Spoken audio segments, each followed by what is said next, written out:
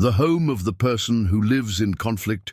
You walk in and immediately feel it, a tense silence, as if the air is heavy.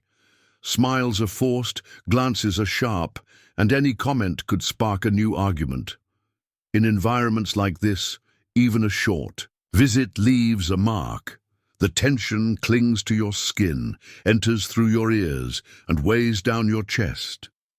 This is the home of the person who lives in constant conflict. And after 60, this is exactly the kind of place you need to learn to avoid. According to Dr. Fernando, frequent exposure to conflict, yelling, arguments, or tension can cause real changes in the body. The body releases stress hormones like cortisol and adrenaline, which, in excess, can worsen conditions such as high blood pressure, insomnia, digestive issues, and even memory lapses. The heart races, the head feels heavy, and the body goes into a state of alert, even if you try to stay neutral during the chaos. The problem is, these homes are often those of close family or old friends, people we care about. And feelings of loyalty or obligation lead older adults to continue visiting, enduring the discomfort to maintain the bond. But is it really worth it? Dr. Fernando is clear. The emotional cost of insisting on these visits is simply too high.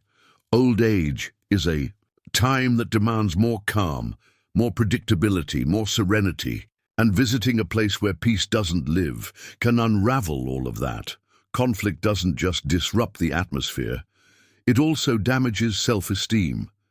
Even when you're not directly involved in the argument, you leave feeling shaken, drained, and sad. Gradually, the body responds with fatigue, aches, and even physical symptoms with emotional roots. Of course, in some cases, you can't completely distance yourself, especially when family ties are involved. But it's essential to rethink how often you visit, how long you stay, and what boundaries you set. You can express love without exposing yourself to emotional wear. You can stay in touch without diving into someone else's chaos. Protecting yourself is not selfishness, it's emotional intelligence.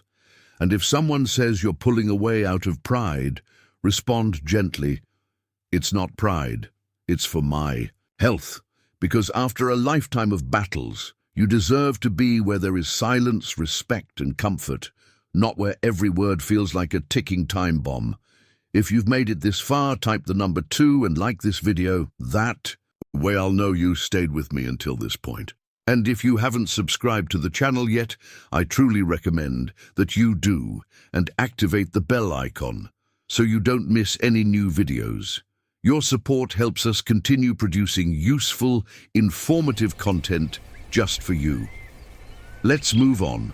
2. The home of the chronic hoarder. At first glance, it might just look like a cluttered house. But once you step in, it's a different scene. Piles of objects scattered everywhere, furniture buried under boxes, narrow hallways lined with stacks of magazines, broken utensils kept around to fix someday, and a smell of mold mixed with nostalgia. This is the home of the chronic hoarder, and despite the appearance of preserved memories, it's an environment that, according to Dr. Fernando, poses serious health risks, especially for those over 60. Excessive hoarding isn't just a lack of organization. In many cases, it's related to emotional issues such as anxiety, depression, unresolved trauma, or even mental health disorders. The person who hoards often has a deep fear of letting go of anything. But for those visiting a home like this, the experience is something else entirely, a mix of claustrophobia, mental overload, and physical insecurity. Dr. Fernando explains that environments overloaded with objects restrict air circulation, increase the risk of falls, block emergency exits, and accumulate dust, mold, and mites. For an older adult, this can trigger allergic reactions, respiratory infections, eye irritation, joint pain, and even sudden drops in blood pressure due to the heat and poor ventilation. There's also the emotional impact.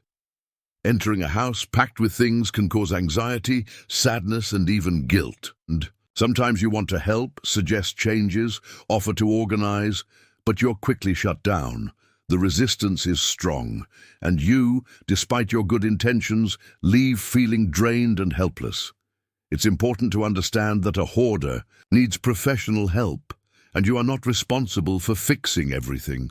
What you can and must do is protect yourself. Avoid long visits, stick to well-ventilated spaces for conversation, and never force yourself to go to a place that harms your health, even if affection is involved. If possible, talk to family members, seek psychological support for the person involved. But know this, constantly visiting a hoarder's home isn't proof of love. It's neglecting your own well-being.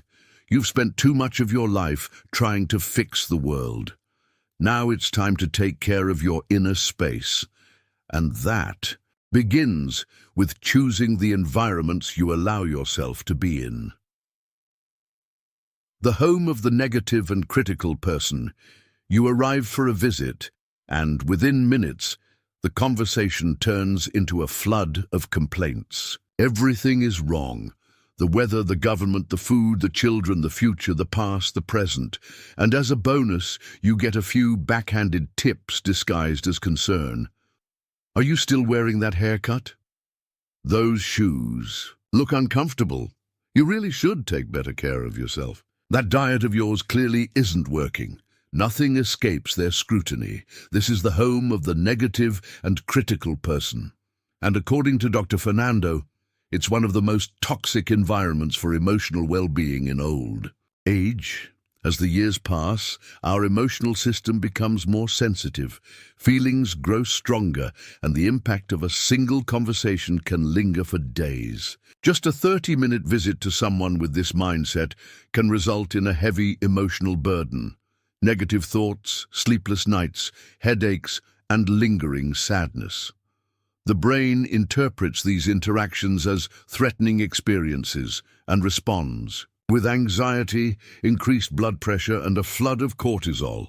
Beyond that, constant criticism attacks one of the most important pillars of aging well: self-esteem. This stage of life should be about self-acceptance, honoring your achievements, and looking at yourself with pride. But being around someone who constantly points out your flaws can chip away at your confidence and over time cause you to withdraw, stay quiet, and doubt yourself. Dr. Fernando stresses that we should never normalize this kind of interaction. It's not just their way. It's not just a phase. It's a harmful behavior that can do serious damage, especially when repeated over time. Of course, you don't have to cut ties completely. But it's perfectly healthy to limit how long you stay, choose a different meeting place, opt for a phone call instead of a visit, or even, when the moment is right, gently express how certain comments make you feel. You're not too old to protect yourself. You're wise enough to choose who deserves your time and energy. Don't let anyone make you feel small. Don't allow someone to rob you of your joy under the excuse of just being honest. Destructive criticism is often disguised as concern, but it hides judgment and control. And you deserve relationships where you feel seen, respected, and appreciated with your wrinkles, your history, and your choices. In old age, you no longer need anyone's approval. What you need is inner peace, and that begins with the doors you choose not to walk through. If you've made it this far, type the number 4 and like this video. That way, I'll know you've stayed with me until this point. And if you haven't subscribed to the channel yet, I encourage you to do so and activate the bell icon so you won't miss any of our videos. Your support helps us continue creating useful and informative content for you. Let's keep going. 4. The home of the controlling person. Sometimes there are no arguments, no clutter, no yelling or direct criticism, but there's something deeply uncomfortable: control. You walk in and feel like you're walking on eggshells. Everything has rules. Everything has a correct way to be done. Want to sit in a specific chair? Only with permission. Want to give your opinion? Better not. Choosing when to leave? Always questioned. It feels like, in that house, your presence is only welcome if it comes with complete obedience. This is the environment of a controlling person. And according to Dr. Fernando, this type of dynamic, though subtle, can be extremely draining, especially in old age. Controlling people often justify their behavior with phrases like, "It's for your own good. You don't understand now, but one day you'll see. If I don't take care of you, who will?" But what lies beneath is an inability to respect the autonomy of others. And that's a boundary many older adults still struggle to establish even within their own families. Dr. Fernando emphasizes, growing older does not mean losing the ability to make decisions. Quite the opposite. With age, our choices become more thoughtful, more aligned with who we truly are. But unfortunately, many confuse caring with controlling. They want to decide what you wear, what you eat, how you think, how you behave, as if age erases your story, your experience, and your independence. Visiting someone like this might seem like a good idea at first, but over time the feeling is suffocating, an emotional prison. You return home feeling small, disrespected, voiceless, and over time this emotional weight brings real consequences. Anxiety, low self-esteem, loss of appetite, stomach pain, and even a weakened immune system. That's why Dr. Fernando advises, don't subject yourself to this type of environment out of obligation. Respect must go both ways. If the person doesn't accept your opinions, your limits, or your way of living, maybe it's time to rethink that connection. You should never feel guilty for distancing yourself from someone who tries to control you. You've spent your entire life doing the best you could, for yourself, for others, for your family. Now, it's your time to live with lightness, freedom, and dignity. You don't need to justify your absence. You don't need to explain your limits. Just trust your intuition. If a place makes you feel small, then it is not your place. In old age, time becomes even more precious, and it should never be wasted in spaces where your essence is not welcome. You deserve to choose peace. There comes a moment in life when the world's invitations shift. Hurry gives way to calm. Pressure dissolves into wisdom, and with time, we learn one of life's most important lessons. Not every house deserves our presence, and not every relationship must be maintained. Dr. Fernando often says that after 60, every act of self-care is a way of honoring your own story. You've walked so far, faced so many challenges, cared for so many people, met so many expectations. Now is the moment to care for yourself with that same devotion. And it begins with your choices, especially the choice of where you step into. Avoiding homes that bring anxiety, discomfort, or emotional exhaustion is not selfishness, it is maturity. It's understanding that your mental health is more important than social obligations, that your peace must come first, that not every visit is beneficial, and sometimes stepping away is the greatest act of love for both you and the other person. You don't need to explain your absences. Those who truly love you will understand your boundaries, and those who don't, perhaps never truly saw you. Don't force yourself to maintain ties that hurt.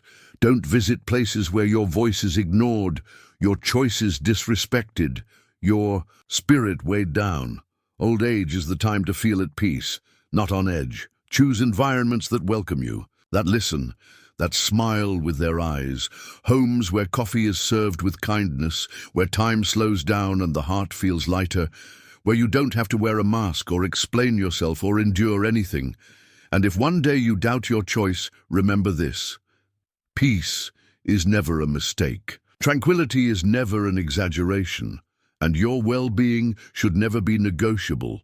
You're no longer in the stage of life where you must adapt to others. You're in the time of living your truth with courage, kindness, and dignity.